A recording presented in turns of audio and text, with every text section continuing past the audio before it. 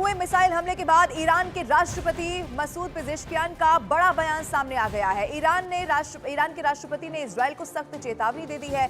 उन्होंने कहा है कि हम इजरायल से युद्ध नहीं चाहते हैं, लेकिन अगर इजरायल ने कार्रवाई की तो हम उसका पहले से ज्यादा मजबूती और कठोरता से जवाब देने वाले हैं। आपको यह भी बता दें, उनकी तरफ से कहा गया कि इजरायल ने तेहरान में हमारे मेहमान की हत्या की थी। हम युद्ध नहीं चाहते, लेकिन इजरायल हम पर लगातार दबाव बना रहा है।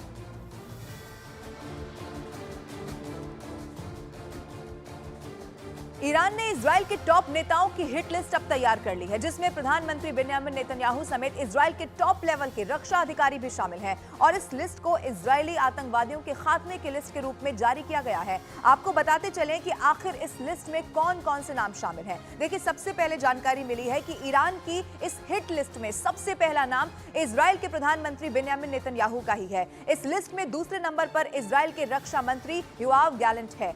इसके अलावा आपको यह बता दें, जनरल स्टाफ के प्रमुख हर्जी हलेवी का नाम भी इसमें रखा गया है। लिस्ट में चौथे नंबर पर इजरायली वायुसेना के कमांडर टोमार बार का नाम है। इजरायली नौसेना के कमांडर सार सलामा का नाम भी इस लिस्ट में 5वें नंबर पर शामिल है। इजरायल के ग्राउंड फोर्स के प्रमुख तामिर किदवई का भी नाम शामिल है। जनरल स्टाफ के उप प्रमुख आमिर बारम का नाम भी ईरान के इस हिट लिस्ट में है। इजरायल की सैन्य खुफिया विभाग के प्रमुख ओहरोन हलीवा का नाम भी इसी लिस्ट में शामिल है। आपको यह भी बता दें, ईरान की हिट लिस्ट में 9वें नंबर पर उत्तरी कमान के प्रमुख ओरी गार्डन का नाम है। और इसी लिस्ट में 10वें नंबर की बात की जाए तो मध्य कमान के प्रमुख येहुआ फॉक्स का नाम शामिल है। इजरायल के दक्षिण कमान के प्रमुख एलिएजर टोलेडानो का नाम इस लिस्ट में 11वें नंबर पर शामिल है।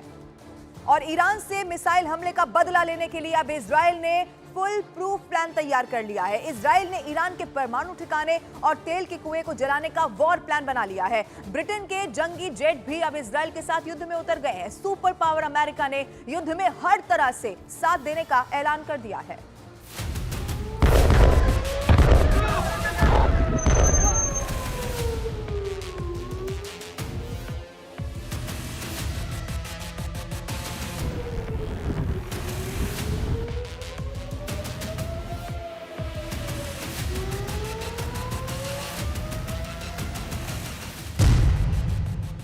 इजराइल ने नसरल्ला को मारा तो युद्ध में ईरान आया। ईरान ने इजराइल को दहलाया तो वॉर जोन में अमेरिका आया।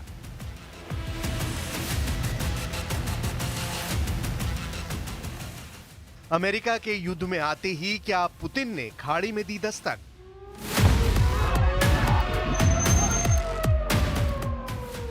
आर पार का युद्ध है ये,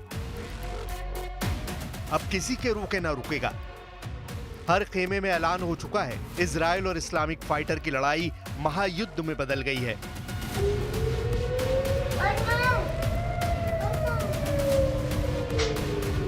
भीषण हमले शुरू हो चुके हैं। हाइपरसोनिक मिसाइल फट रही हैं। जैसे लेबनान दहल रहा है, वैसे ही इजराइल में कोहराम मचा है। ईरान के हमले के बाद इस युद्ध में अमेरिका ने भी दमदार एंट्री कर ली है।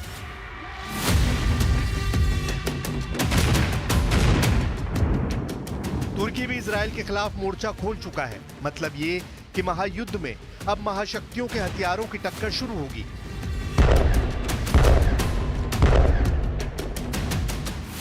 इजराइल को 181 फतेह मिसाइल हमले से दहलाने के बाद ईरान ने जो ऐलान किया है, उसने पूरी दुनिया को खतरे में डाल दिया है।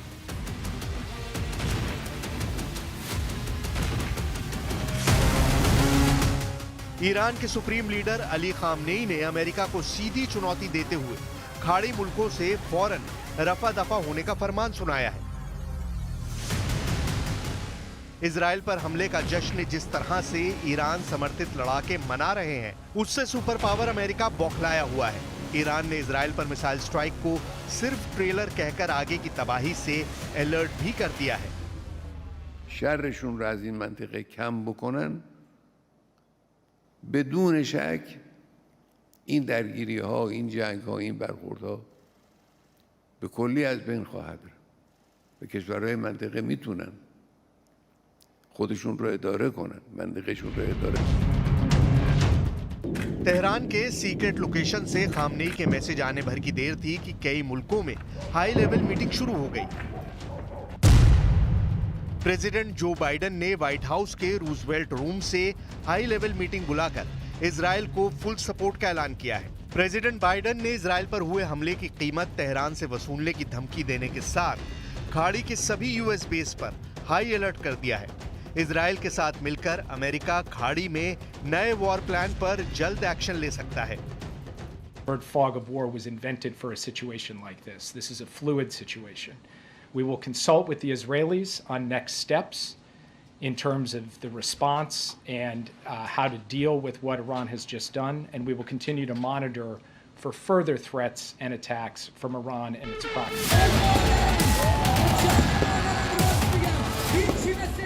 अमेरिका के ओपन ऐलान के बाद भी ईरान में जश्न का दौर जारी है। ईरान की सड़कों पर बैनर पोस्टर में युद्ध के लिए रेडी होने की धमकी दी जा रही है। मायने ये कि अब ईरान अपने सभी हिसाब चुकाने के मूड में है, लेकिन सुपर पावर से ईरान कितने दिन युद्ध कर पाएगा? अमेरिका के हथियारों की काट ईरान कहां से लाएगा? क्या ईरान अरब देशों के दम से अमेरिका इजराइल से युद्ध जीतने का भ्रम तो नहीं पाल रहा?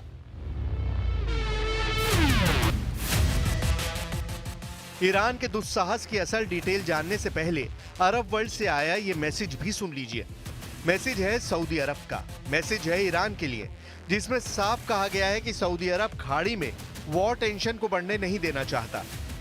The escalation that we've seen, but I will generally refer anyone who's interested to the Ministry of Foreign Affairs because they are designated to comment on this. However, looking at the global economy as a whole, looking at our region, it is clear is operating at a loss.